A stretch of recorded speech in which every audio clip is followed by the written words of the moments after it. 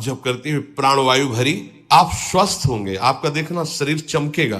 क्योंकि जब हमारे कितने ऐसे क्षेत्र हैं जिनमें व्यायाम ही नहीं हो पाता, उन यंत्रों को प्राणवायु के द्वारा आंतरिक सबको करना चाहिए। इसके लिए सब साधक सहज में नाम जप करते हुए ऐसे प्राणवायु रोक ली, व्याकुलता भी प्राणवायु निकाल दी, ये एक प्राणायाम।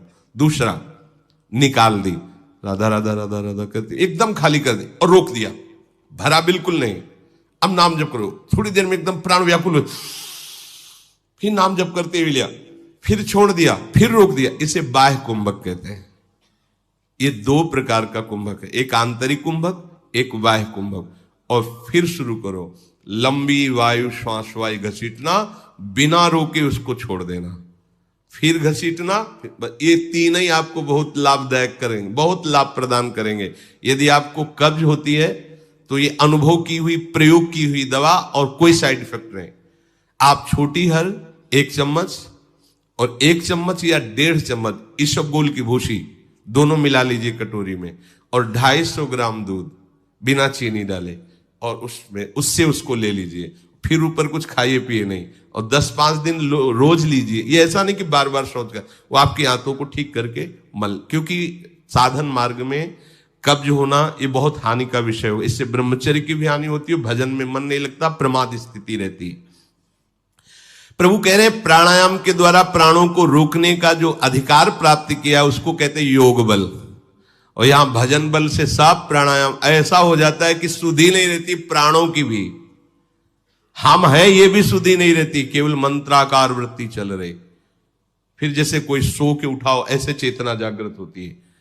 अरे भजन करो, देखो खुद भजन की एक अपार सिद्धियां हैं।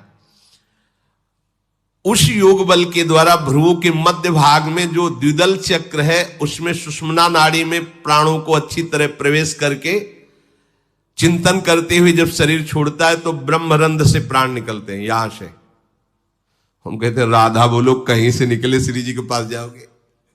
मानो, विश्वास मानो, जरूरी नहीं कि यहां से फाड़ के निकले तो ही ब्रह्म प्राप्ति होगी। यहां ब्रह्म जिसके सामने घुटने टेकता है, उन महारानी जी की बात कहते हैं।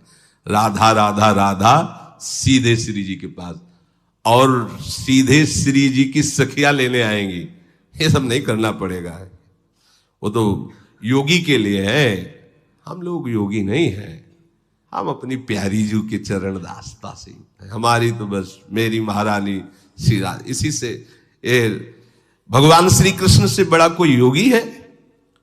योगिंद्रों मुनिंद्रों के गुरु परम योगी राज श्री कृष्ण, वो जहां घुटने टेकते हैं उन गुरु के हम चेला है। श्री राधा जुग चरण निवास, हमें योग हमारा योग है महारानी जो, हमारा योग है राधा नाम, हमारा योग है लाडली जू की आरती करना, लाडली जू का श्रृंगार, लाडली जू का भोग। तो हमें लेने के लिए लाडली जू का परिकर आएगा, ऐसा विश्वास करोगे आएगा? मेरे को कहां लाडली जू का परिकर आएगा? यमराज का परिकर, तो यमराज का परिकर आएगा।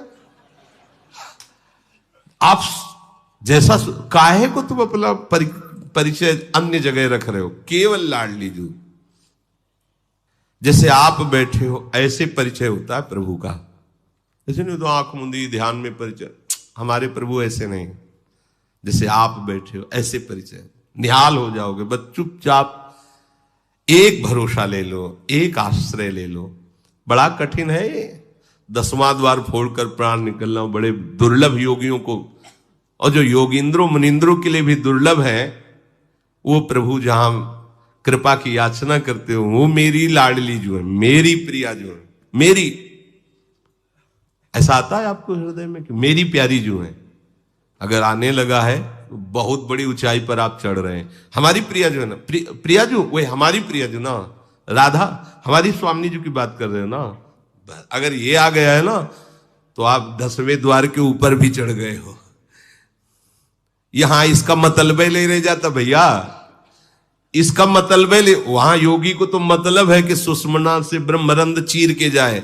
यहां स्थूल सूक्ष्म कारण का संबंध ही खत्म, नए चिदानंद रूप का सृजन, जो सहचरी बपुआ फोड़ने फाड़ने की बातें नहीं रह जाती। जैसे सांप अपनी केचुल का त्याग कर देता है, ऐसे रसिक अपने तीनों शरीरों का त्याग कर देते हैं। जीते जी स्थूल और सूक्ष्म और कारण और भावदेव सहचरी वपु से जीते जी श्री जी के पास रहे तो फिर फोड़ने फाड़ने की बात ही नहीं रहती।